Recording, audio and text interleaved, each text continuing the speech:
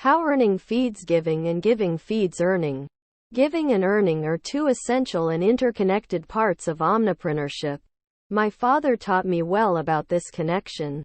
He always said that the money we earned was really God's money, and that we were simply its trustees. It was an article of faith with him that good fortune is not just to be taken, but rather to be shared, and that some people are vessels to deliver good to the world. In his seminal book, Give and Take, Wharton professor Adam Grant examines two groups: givers and takers. Takers, Grant notes, get more than they give. And in the workplace there are more takers than givers. They tilt reciprocity in their own favor, putting their own interests ahead of others' needs. Takers believe that the world is a competitive, dog-eat-dog place, Grant writes. They feel that to succeed, they need to be better than the others. To prove their competence, they self-promote and make sure they get plenty of credit for their efforts. 6 givers, by contrast, are a relatively rare breed.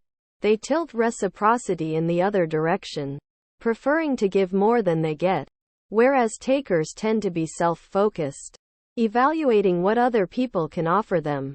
Givers are other-focused, paying more attention to what other people need from them, while some givers give away too much, and thus turn out to be poor performers. As a group they also, very ironically, often turn out to be higher performers, and thus more successful than takers overall. 7. I don't imagine you will find many companies that put as much priority on giving as we do at Al-Dabaa Group, because giving is our first principle. In a capitalist world, this may sound crazy, but we've found that by giving more, we are able to earn more. By focusing on sustaining our people and our planet, we believe we can also earn and give more. It is a virtuous cycle. We've come a long way since my father started the egg farm back in 1962. Today, Al-Dabaa Group is a family-owned holding company comprising 5 portfolios: food, petroleum and auto services. Think Jiffy Lube of the Middle East. Housing, packaging, and incubation, the latter designed to foster startup companies. Taken together, this very large, complex, and growing company and its subsidiaries currently employ tens of thousands of employees worldwide.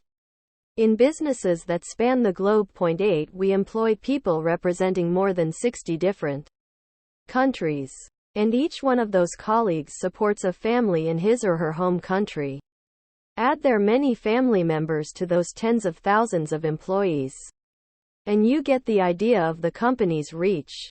Include those touched by STARS Foundation in Africa, South America, Southeast Asia, and elsewhere, and you'll find that our businesspreneurship and philanthropreneurship efforts positively affect many people around the globe. Finally, a word about how our family gives. Many family businesses give in the form of endowments.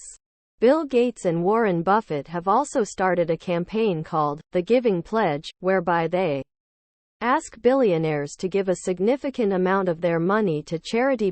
9 Such giving is all well and good, but not always sustainable. My father was not a fan of this practice because an endowment by the founder doesn't ensure that future generations will continue to practice and maintain a tradition of giving. Our philanthropreneurship approach is different. Quite simply, for every dollar distributed annually to a family member as a dividend, we allocate another to philanthropy. 10 The nearly 70 Al-Dabaa family stakeholders in Club 32.